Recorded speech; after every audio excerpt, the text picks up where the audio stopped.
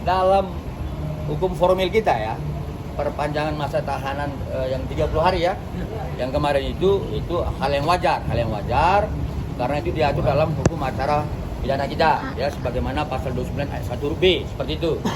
Nah, yang kedua, ada informasi yang beredar yang kami dengar juga bahwa perpanjangan masa tahanan ini dengan P19 bolak-balik itu karena kurang alat bukti. Saya pikir itu pendapat yang keliru. Ya, itu keliru. Karena apa? Karena P19 itu dasar hukumnya adalah pasal 138 junto 75 KUHP. Artinya apa?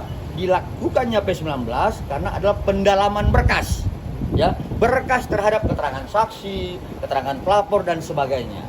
Penetapan tersangka itu minimal dengan alat bukti sebagaimana pasal 184 sudah terpenuhi oleh penyidik Polda Metro Jaya.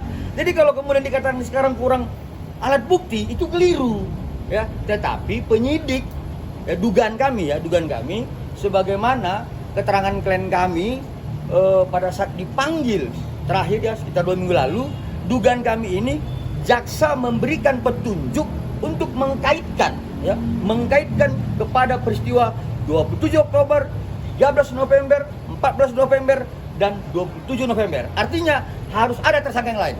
Mungkin seperti itu dugaan kami ya. Kami menilai itu berdasarkan pertanyaan penyidik kepada klien kami. Ya, artinya kenal sama Sanu. Tidak ada terhadap tersangka yang dua di dalam, tidak ada. Ya, kalaupun ada hanya sebatas kenal sama tersangka NM, IM, kenal. Itu aja. Tetapi terhadap pembuktian kejahatan mereka tidak ada. Ya, lebih kepada dua saksi yang lain. Ya, terhadap inisial O dan inisial S. Seperti itu. Jadi artinya menunggu dulu dua terlapor ini untuk jadi tersangka dulu baru akhirnya bisa Bukan seperti itu. Menunggu agar penyidik memanggil kembali si saksi dengan inisial O dan inisial S untuk dimintai keterangan berdasarkan petunjuk jaksa. Menurut kami seperti itu. Tapi itu belum terjadi berarti, Pak? Belum terjadi sehingga dilakukan perpanjangan 30 lagi. Ya, kalau sudah terjadi itu sudah terjadi satu. Seperti itu. Jadi pihak DFD sendiri meminta agar penyidik kembali memanggil dua orang itu. Oh iya dong.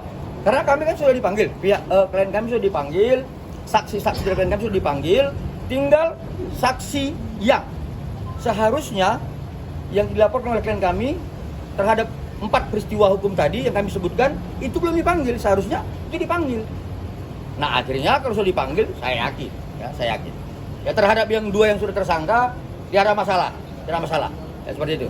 ada bukti lagi mungkin yang mau dikasih ke penyidik, Bang? Gimana? Ada tambahan bukti lagi yang mau dikasih ke penyidik? Untuk yang mana ini? PMJ atau Medan? Enggak, yang kasusnya DRG sama Nikita. Enggak ada lagi. Sudah cukup. Ya, dari pihak kita, dari pihak klien kami sudah memberikan keterangan tambahan berdasarkan petunjuk jaksa dan bukti-bukti tambahan. Ya, tinggal sekarang kita menunggu pihak penyidik Polda Metro Jaya untuk memanggil 2 orang saksi inisial S dan O. Baru selesai. Ada persiapan terus, Mas Ito, karena kalau setelah 30 hari kan ada kemungkinan kita bisa bebas gitu, karena kurangnya bukti dan segala macam gitu. Dari atas itu masih langkah-langkah lain gitu.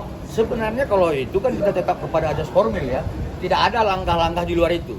Ya, tetap kita mengacu kepada hukum acara pidana.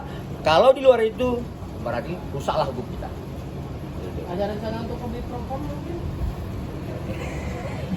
Nanti ya, nanti itu. Cukup ya? Tapi Bang sudah ada rencana ke sana ya, Bang? Nanti.